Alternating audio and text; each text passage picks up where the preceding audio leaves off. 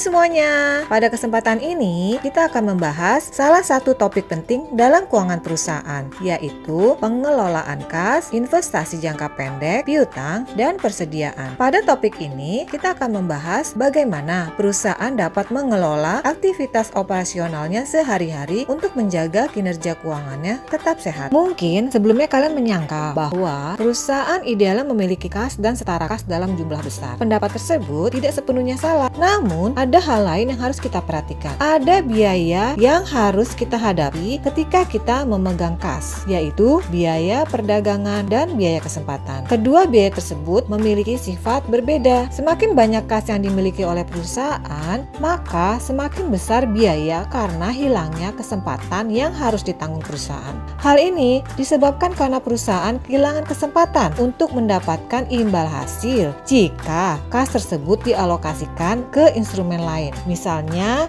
didepositokan di bank, dibelikan surat berharga, dan lain sebagainya. Di sisi lain, biaya perdagangan atau transaksi dari memegang kas akan semakin rendah jika saldo kas yang dimiliki perusahaan semakin tinggi. Jika perusahaan memiliki kas yang banyak, perusahaan tidak perlu repot mencairkan depositonya, melikuidasi surat berharganya, dan lain sebagainya. Nah, dalam pengelolaan kas, perusahaan harus mengetahui berapa jumlah optimal kas yang harus dimiliki, di mana pada jumlah tersebut total biaya memegang kas berada dalam titik minimum. Coba lihat kurva berwarna hijau pada grafik. Selanjutnya, kita membahas pengelolaan kredit penjualan. Tidak semua penjualan perusahaan bentuknya tunai. Seringkali perusahaan menjual produknya dengan skema kredit sehingga perusahaan memiliki piutang dagang. Ada beberapa hal yang perlu diperhatikan berkaitan dengan hal tersebut. Pertama, pemberian kredit pada umumnya dapat meningkatkan penjualan. Yang kedua, biaya pemberian kredit antara lain kemungkinan pelanggan tidak membayar dan piutang pembiayaan. Nah, pengelolaan kredit mengkaji trade-off antara peningkatan penjualan dan biaya atas pemberian kredit. Dalam menetapkan kebijakan kredit, biasanya terdapat 3 komponen kebijakan kredit, yaitu pertama, persyaratan penjualan seperti jangka waktu kredit, diskon tunai dalam periode diskon, dan jenis instrumen kredit. Yang kedua, analisis kredit. Hal ini dilakukan untuk membedakan antara pelanggan yang baik dan yang buruk. Yang ketiga, kebijakan penagihan yang berkaitan dengan upaya perusahaan untuk menagih piutang.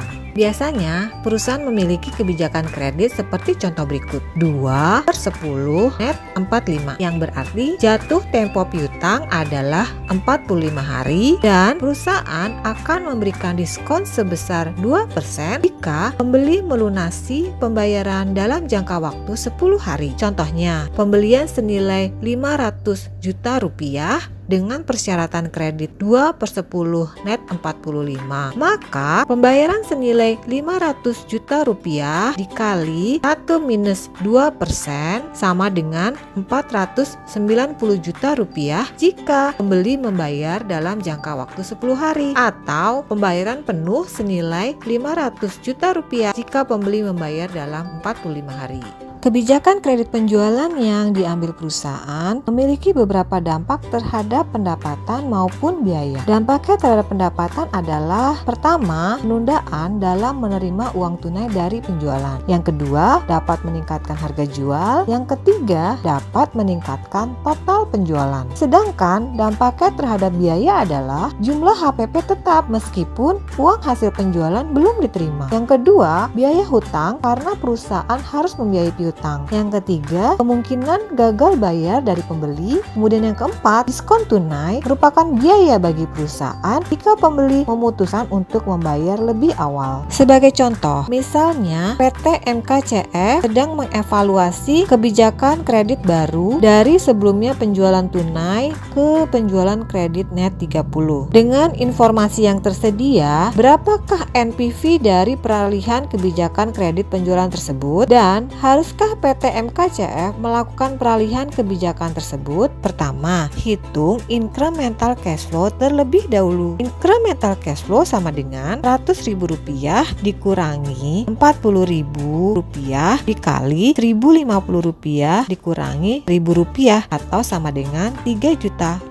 Yang kedua, hitung present value dari incremental cash flow yang telah kita estimasi, yaitu Rp3 juta dibagi 15% sama dengan Rp200 juta. Yang ketiga, hitung biaya peralihan kebijakan. Hal ini dihitung dengan cara mengalihkan Rp100.000 dengan 1.000, kemudian menambahkan Rp40.000 dikali 1.050 dikurangi 1.000 atau sama dengan Rp102 juta. Nah, kita bisa menghitung NPV dengan mengurangi Rp200 juta dengan Rp102 juta, yaitu sebesar Rp98 juta. Karena NPV bernilai positif, maka PT MKCF dapat menyetujui perubahan kebijakan kredit penjualan tersebut.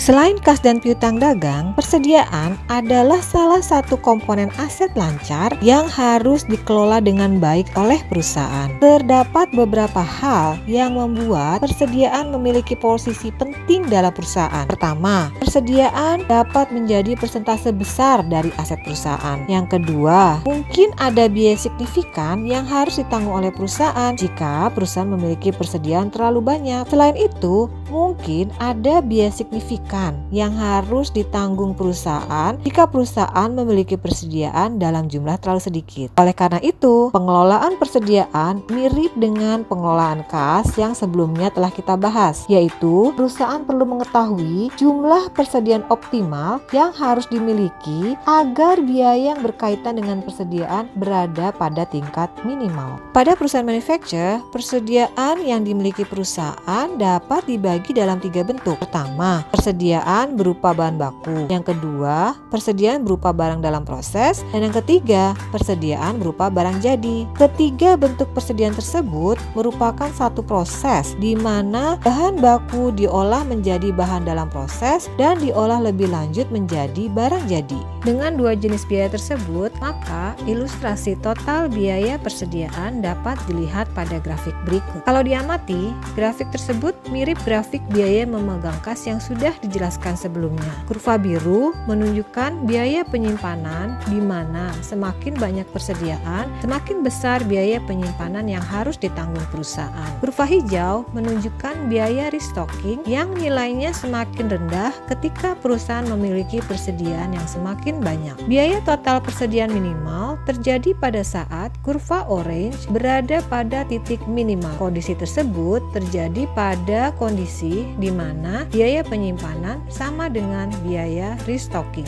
Grafik biaya persediaan dapat diselesaikan dengan menggunakan model Economic Order Quantity atau disingkat EOQ. Model tersebut merupakan model yang tujuannya adalah untuk meminimalkan total biaya persediaan, di mana komponen biaya persediaan meliputi total biaya penyimpanan dirumuskan sebagai persediaan rata-rata dikali biaya penyimpanan per unit atau Q/2 dikali carrying cost atau CC. Total biaya penyetokan ulang sama dengan biaya tetap per pesanan dikali jumlah pesanan dalam satu periode atau sama dengan F dikali P dibagi Q, di mana T adalah total penjualan dan Q adalah jumlah yang dipesan. Dengan dua komponen biaya tersebut, maka total biaya persediaan menjadi sebesar total biaya penyimpanan ditambah total biaya penyetokan ulang atau sama dengan Q/2 kali CC ditambah F dikali T per Q. Karena yang ingin kita cari adalah jumlah persediaan minimal atau